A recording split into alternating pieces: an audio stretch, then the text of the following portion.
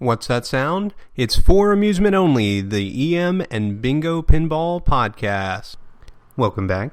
So, where we left off, we were talking about Magic Lines games and the wonderful Sun Valley that I played at the York Show. Such a fun game, and as usual, Jeffrey Lawton had it running impeccably. So, moving on, we have come to Magic Pockets, which is a feature which I find fascinating. I've never seen one in real life, but the way that it works, there are buttons on the foot rail, and when you press them, it moves all the balls in the first row, so the numbers 1 through 7, over to the right. So it shuffles the balls over, and then the last one, number 7, it'll pop out of the hole and allow it to come down the playfield. That is really interesting. I've been told that the feature didn't work very well, and balls would pop out when they weren't supposed to, and so it was not a long-lived feature. So moving on, we come to Magic Squares. Magic Squares were groups of 4 numbers, usually in the corners of the bingo card, labeled A, B, C, and D. When those features were lit, it allowed you to rotate those 4 numbers in a circle. So if you pushed A, it would shift everything to the right. Ones on the top would move down, ones on the bottom would move up, and so forth. Again, this is locked to a time tree. So if you had A, B, C, and D lit, and then had after 5th lit, again, you could win in multiple ways on the same game. Just wonderful. Now, I've only played one of these games, a nightclub, and this was a few years back at the York Show. And again, Jeffrey Lawton had brought it, and that was the one that I played the most that year. He had also brought a Magic Screen game, and I love Magic Screen games. However, this Magic Square game was incredibly fun. Again, you have the problem with the continuous rotation of the search disc, and so the fingers wear down. However, the gameplay is phenomenal. And that brings us to Magic Screen games. In my opinion, these are the most challenging and most fun bingos. Now, again, I'm no expert. I have not played every game that exists. However, they're very, very fun. My first exposure to a Magic Screen game was at my friend's in his back room. And in the back room, he had a beautifully restored Magic Screen game called Bikini, and he had a work-in-progress game that was fully functional called Golden Gate. Bikini is a Magic Screen game, which means that it's got multiple positions for the bingo card to be in. Once you light the feature for the Magic Screen, it also lights the time tree. The Magic Screen by default gives you 4 positions, A, B, C, or D. And what that means, there are 4 different columns that appear in place of the final 4 columns of the bingo card. So instead of having to get a straight line, 3, 4, or 5 in a row, it reveals sections which are odd shapes, like a backwards L, or an H, or a U. Unusual shapes. Now, the advantage of having the screen exposed is instead of having to get your shots lined up so that you have 3, 4, or 5 in a row, you can get 3, 4, or 5 anywhere in that section, and it will score the same as if you got 3, 4, or 5 in a row. These Magic Screen games were very popular, and they produced quite a few. Over time, they would continue to add features and tweak the formula to keep players' interest and also to provide more rewarding gameplay. They introduced something called a super section, and the super section was a special striped section that was either red or yellow. And when you landed in this striped section with the super section lit on the back glass, it would allow you to put 2 in the section, and it would count as if there were 3. Now, the way this worked on the inside, there was a special relay that would fire while it was searching that would pretend or impersonate a ball, as if a ball was in one of the other spots of this section. The beautiful thing about this is you could get 3 in that section and it would score as 4, or 4 and it would score as 5. Now, as you can imagine, it's a lot easier to get 4 in a section that is oddly shaped than it is to get 4 in a row. Beyond the time tree, there was also the extra ball game, where you could bet your replays or nickels against the machine to try and win an extra ball. So if you have 8 chances to get 2, 3, or 4 in one of these super sections, your odds are fairly high. Now, if you're a terrible player like I am, then that just means that you probably won't get it. So let me walk you through a typical Magic Screen Bingo game and explain what happens. So first of all, you get your nickel and you drop it in. That'll reset the machine, start a new game. You can put in additional nickels to increase your odds or try to earn features like the magic screen. Once you're satisfied with the level of odds and the features lit, then it comes time to start the game. So you shoot your first ball, you nudge the table, you try to get 16, at least that's my strategy. 16 is always in the middle of the bingo card, and it's the hardest shot in the game to make. So if you can start off with 16, you can build out diagonally, horizontally, or vertically from there to try to get some kind of fantastic hit put together. So let's say we land in 16, and we have the magic screen lit up to D. Now we push the left button on the foot rail, and that'll reveal multiple sections. Now, pushing left 4 times will put that 16 into a green section that is shaped like the letter H. That's a pretty easy section to win in, just because of its size. It's a bit larger than some of the other sections. So starting with 16, we launch our second ball. Our second ball lands in what would be the yellow and white striped section. Well, that's no good. We've got one in the green and one in the yellow. So we watch, and we notice our time tree is locked to before 4th. We have one more ball before we have to pick a final position for this magic screen. Now we shoot our third ball, and it lands diagonally on the card between the ball that landed in the yellow and white section and 16, which is in the center of the card. So we realize that winning in the section is less likely than the winner that we already have diagonally in the green by moving it back to the normal bingo card. So the time tree has not locked out yet, and we move it back to the standard bingo card. Now our fourth ball is loaded up in the shooter lane, and we shoot it. It does not matter where it lands. We've already won 3 in a row.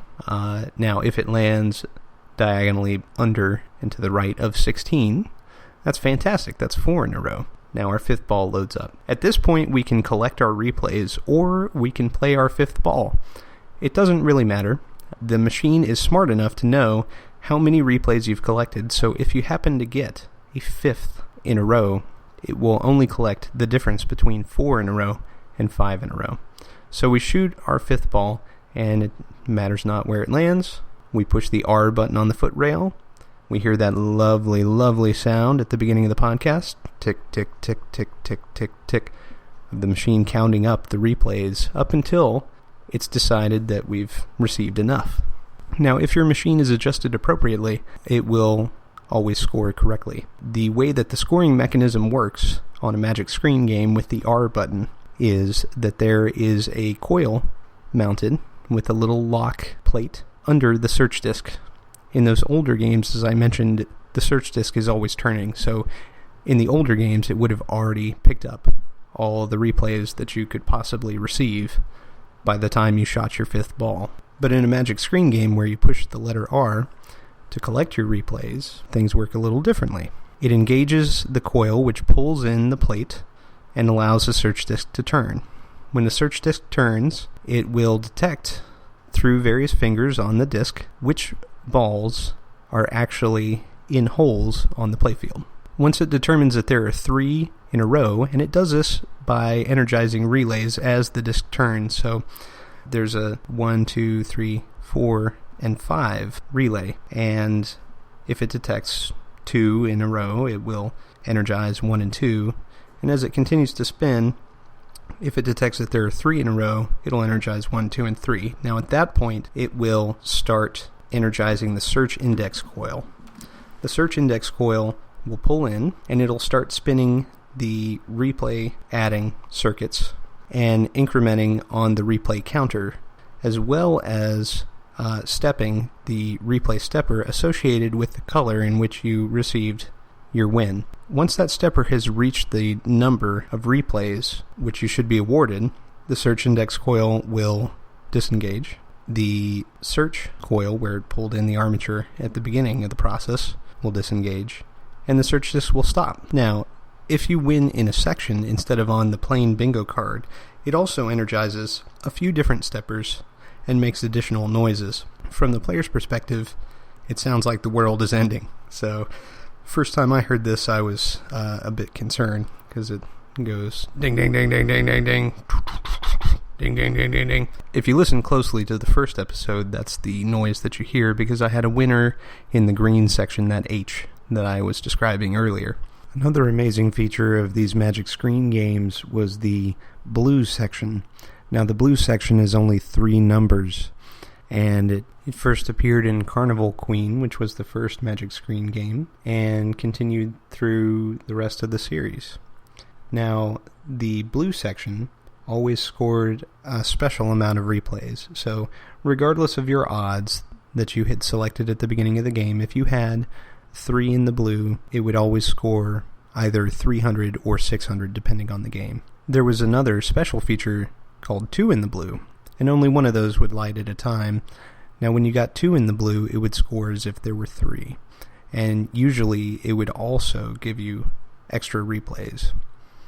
In these early Magic Screen games, like Sea Island, there was an additional position that the blue would show up in. So in Carnival Queen, it would only show in 2 different positions, F and G. So on the 6th and 7th positions, the 6th and 7th movements of that screen, you would see this blue section, and you would be able to put balls in 13, 17, 20, or 16, 13, and 21 to collect your 3 in the blue. Now, Sea Island added an extra letter, H, to the Magic Screen. So if you had that lit, you could move it over to 16, 13, 21, and then 24, 16, and 5.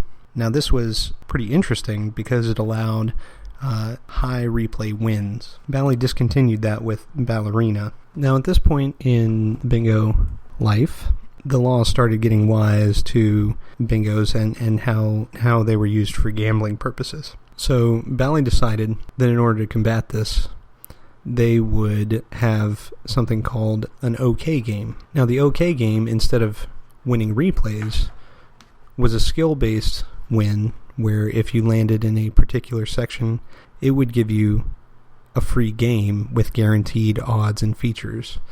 And this way, it wasn't a totally random chance. You were able to get the game to give you a free game that you actually played. You didn't just get it paid off. So this was a big deal. And the way you knew that you had won was, first of all, you read the instruction cards on the apron, but also, if you looked at the back glass, tied to the green odds, there would be 1 letter in the game's name, which was lit up in red. So as the green odds increased, the letter would move as well.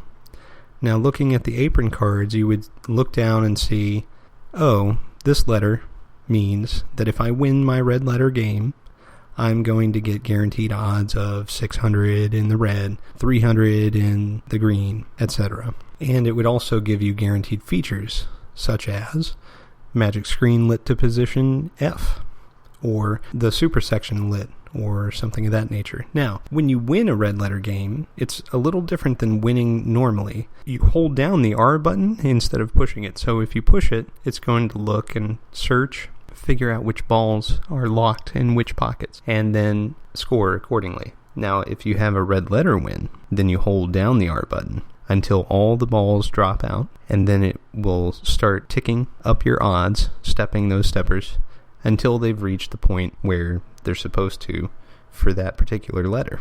One other interesting feature, I mentioned before the super sections. Some games allowed for both super sections to be lit at once. So there's a red super section with white stripes and a yellow super section with white stripes.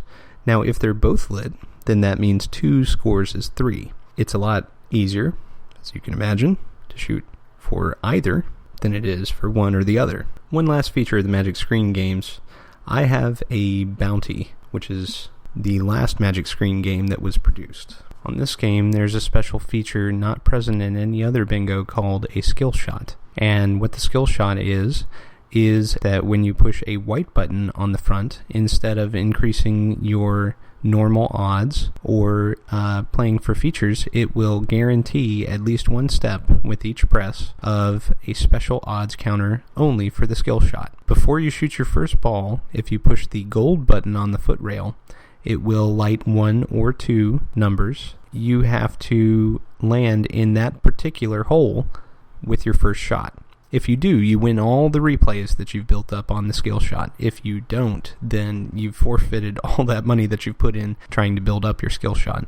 It's one of those things where I tend to always play for it, even if I only put 1 nickel into it. And that's because it is so gratifying to land in that hole on your first shot. It's amazing. Now, before we move on to other games, different eras, or talk about technical issues with bingos, I just wanted to discuss the artwork. Now, the cabinet artwork is a lot more detailed and complex than most flipper pinball games at the time. Bounty was produced in 1967, and there are many colors. The stencil is very complex. It's more than just a few geometric shapes. There's a ship with multiple masts, birds, palm trees, islands, the sea, a sailboat, etc. And that's just on the cabinet. Now, the back glass and playfield are also very detailed, and the artwork is just gorgeous. And every bingo I've ever seen, I've been highly impressed with the artwork. So, moving on to technical issues. What can go wrong? Right now our conversation is about Magic Screen games and 25-hole games in general. Basically, if you were to pick up a bingo today, there's a few things that you need to do and verify before you try to play a game. The first thing is to ensure that all steppers step up and down crisply and smoothly with each step. So you open up the back, you push the solenoids one at a time, the step up, and you step down from each position. Now all the steppers will reset with the reset solenoid press. So you don't have to worry about continuous steppers, really, because they don't tend to exist in this game, or step down solenoids where it steps down one piece at a time. So if you see a stepper behaving that way, you need to ask yourself, is this really the correct behavior? So looking at the label for the stepper, or if the label's missing, its neighbor, because there's usually a duplicate unit beside the one that you're looking at. Try to verify if that is also a continuous stepper. I'm thinking right now in my head, and I don't remember ever seeing a continuous stepper in a bingo, in a Magic Screen bingo. Now, there are coin steppers and so forth that would be continuous, but that's about it. So, very few things that you have to worry about. They all tend to act just about the same way. The other thing is to ensure any solenoid moves smoothly. You don't want a lot of friction or bumpiness or worn spots that prevent the movement of the solenoids. It's very important that every solenoid functions properly. Otherwise, the game will do something that you don't expect. Beyond that, there are many, many, many switches in a bingo. It's very daunting to look at it. There are a few that you need to verify their function completely before playing a game.